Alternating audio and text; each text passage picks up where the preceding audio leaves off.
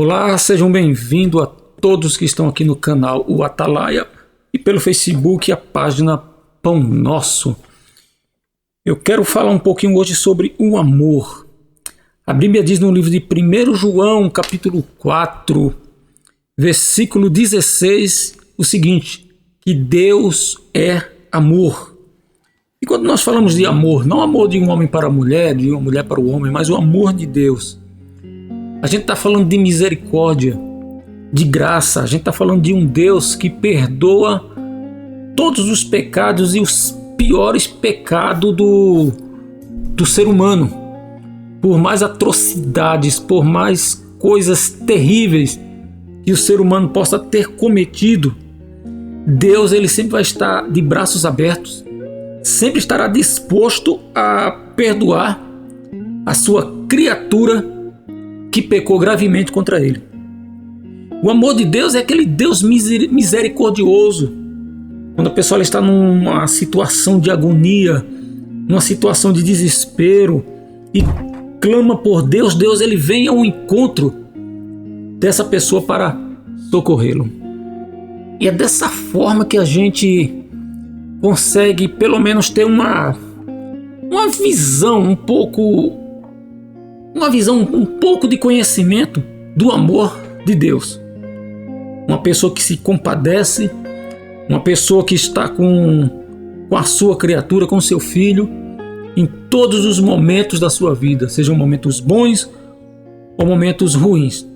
Enfim, o amor de Deus ele não pode ser compreendido pela mente humana. E para nós termos um pouquinho só do que é o amor de Deus, a gente tem que olhar para a pessoa de Jesus Cristo. 1 João 4,16 diz que Deus é amor e Deus manifestou o seu amor enviando o seu Filho unigênito, está lá em João capítulo 3, para que todo aquele que nele crer não pereça, não morra, não seja destruído, não seja lançado no inferno, mas tenha a vida eterna. Então Deus ele manifesta o seu amor enviando Jesus, oferecendo, doando Jesus por pessoas miseráveis, por pessoas maldosas, pessoas inescrupulosas que não merecem nada além da morte e do sofrimento. Então Deus ele manifesta o seu amor enviando a Cristo.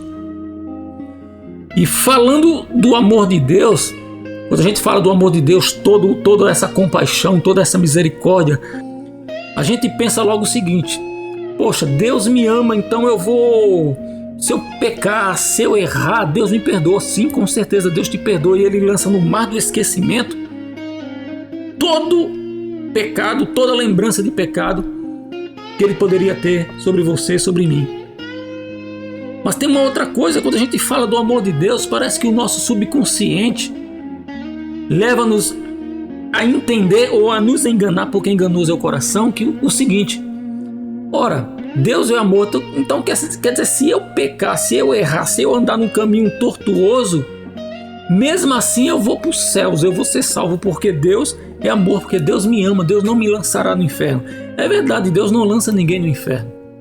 A pessoa ela se lança no inferno quando ela abre mão da única chance de salvação que ela tinha, que é Jesus Cristo. Então no momento que a pessoa ela rejeita Jesus, Deus não está lançando ela no inferno. Ela própria está auto se condenando porque rejeitou a única fonte de salvação que é Jesus. Então essa ideia de que Deus é amor leva o nosso coração a nos enganar o seguinte: olha, então eu posso errar, eu posso pecar, eu posso cometer coisas aí terríveis que no final Deus vai me absolver e está tudo bem. Só que não é assim. O texto afirma: Deus é amor. E é um dos pouquíssimos textos que a gente encontra afirmando a natureza de Deus. Deus é amor. Só que em Romanos 8:35 diz o seguinte: quem nos separará do amor de Cristo? É uma pergunta. Paulo está fazendo essa pergunta: quem nos separará do amor de Cristo? A tribulação, a fome, ali ele vai enumerando um monte de itens. Então, quem nos separará do amor de Cristo, se Deus é amor? Então eu posso andar num caminho tortuoso, eu posso pecar, que no final está tudo bem, Deus vai me absolver e tudo bem. Então eu não preciso me santificar, eu não preciso fazer o bem Porque Deus me ama, afinal Deus me ama. Eu não preciso deixar minha vida de adultério, minha vida de bebedice, minha vida de baladas, minha vida sem compromisso algum. Porque, afinal, no final, Deus vai me absolver. Então essa ideia que as pessoas têm. Aí junto com o versículo aqui de Romanos 8,35, quem nos separará do amor de Cristo? Nada, absolutamente nada pode nos separar do amor de Cristo. Porém, a Bíblia é um quebra-cabeça e você tem que pegar um quebra-cabeça no modo figurativo de falar. Você pegando as peças desse quebra-cabeça e montando, você vai ter uma visão geral. Porque a Bíblia ela se completa.